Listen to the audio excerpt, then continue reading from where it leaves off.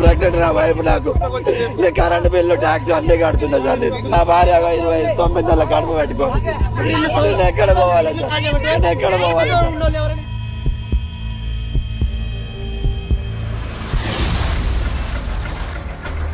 राहुल गांधी इधर देशवासियों को जाति में उलझाए हुए हैं, उधर कांग्रेस के मुख्यमंत्री रेवंत रेड्डी तेलंगाना में 15,000 आशियानों को सपाट करने में लगे हुए हैं। हालांकि इस बात की देशवासियों को कानों कान तक खबर नहीं है। 1,50,000 करोड़ रुपए की लागत से बनने वाले इस जमीन पर ऐसा नहीं है कि गरीबों के लिए अस्पताल या स्कूल कॉलेज खोला जाएगा, बल्कि पर्यटकों को आकर्षित करने के लिए मूसी रिवर फ्रंट को रीडेवलप करने के नाम पर कांग्रेस गरीबों के जीवन भर की कमाई को बुलडोज कर रही है। अब कुछ लोग कहेंगे कि इसमें क्या बड़ी बात है, ये तो हर राज्य में होता है। रीडेवलप करने के लिए अतिक्रमण हटाया जाता है। तो आपको बता दें कि मूसी रिवर फ्रंट एक कंप्लीटेड प्रोजेक्ट है, जिसे तेलंगाना की पिछली सरकार ने करीबन 16,000 करोड़ रुपए की लागत से 100% सीवेज फैसिलिटी के साथ बनवाया था। हैरानी की बात यह है कि तब एक भी घर नहीं तोड़े गए थे, लेकिन कांग्रेस के सत्ता में आने के बाद मूसी रिवर फ्रंट को रीडेवलप करने के नाम पर इसकी कॉस्ट 16,600 करोड़ से बढ़ाकर 50,000 करोड़ किया गया। उसके बाद राज्य के टूरिज्म मंत्री जुबली कृष्णा राव ने इसकी लागत 70,000 करोड़ रुपए की। ये सिलसिला 1.5 लाख करोड़ रुपए होने तक चलता रहा।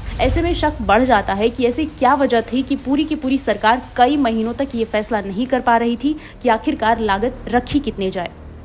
आमतौर पर प्रोजेक्ट का काम शुरू होने के बाद लागत राशि बढ़ाई या कम की जाती है, लेकिन कांग्रेस सरकार निर्माण का काम शुरू किए बिना ही राशि बढ़ाती चली गई और लोगों के आशियाने को ढहाने का काम शुरू कर दिया, वो भी स्थानीय लोगों को बिना कोई स्पष्ट रीजन बताए। हिटलर की तरह कांग्रेस सरकार ने ऑफिशियल तौर पर 15,000 घरों को तोड़ने का नोटिस जारी किया।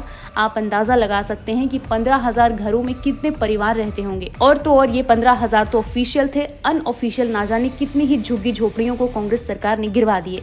दिलचस्प बात यह है कि इस जगह पर रेवंत रेड्डी के भाई अनुमुला त्रिपति रेड्डी का आवास मौजूद है, लेकिन भाई सीएम है तो उन्होंने बकायदा हाईकोर्ट से अपने घर को बुलडोज न करवाने का स्टे ऑर्डर ले लिया। क्या ये कानून सब पर लागू नहीं होते? क्या एक इंसान का भाई सीएम है तो उसे अधिकार मिल जाता है अतिक्रमण करने का? इससे तो यही लगता है कि कांग्रेस विपक्ष में जाते ही गरीबों की मसीहा बन जाती है और सत्ता में आते ही गरीबों को दूध में पड़ी मक्खी की तरह फेंक देती है।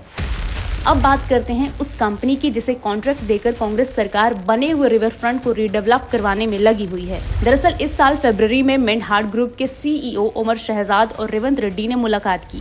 ये वही कंपनी है जिस पर झारखंड में करोड़ों रुपए के स्कैम करने के आरोप है। इतना ही नहीं, कांग्रेस सरकार उस कंपनी को भारत में 1 लाख से भी ज्यादा रुपए के कॉन्ट्रैक्ट दे रही है, जिसे पाकिस्तान जैसे देश ने मनी लॉन्ड्रिंग मामले में लुकआउट नोटिस जारी किया हुआ है। सोचने वाली बात है कि जिसे पाकिस्तान ने ठोकर मार दी, उसकी जेबें कांग्रेस क्यों भरने में लगी है। कांग्रेस सरकार का कहना है कि इस प्रोजेक्ट के तहत शहर में मनोरंजन क्षेत्र, सार्वजनिक प्लाजा, बच्चों के थीम पार्क बनाए जाएंगे। क्या हैदराबाद को इन सब की और जरूरत है, वो भी उस समय जब 15,000 लोगों को बेघर किया जा रहा है। आपको याद होगा 2023 में राहुल गांधी की सांसदी सस्पेंड होने के बाद जब उन्हें सरकारी आवास खाली करना पड़ा तो पूरी कांग्रेस बिलबिला रही थी, लेकिन आज कांग्रेस शासित राज्य में 15,000 घरों से चीख पुकार की आवाज सुनकर राहुल गांधी जानबूझकर अपने कान में रुई डालकर बैठे हैं। तेलंगाना में हजारों आशियानों को तोड़ने का कांग्रेसी सरकार का ये मुगलिया पैगाम न सिर्फ अपने पसंदीदा बिजनेसमैन को फायदा पहुंचाने का या तो पैंतरा है, या फिर प्रोजेक्ट के लिए जो करोड़ों की लागत बढ़ाई जा रही है वो कहीं दिल्ली के अकाउंट में डालने का एक तरीका तो नहीं।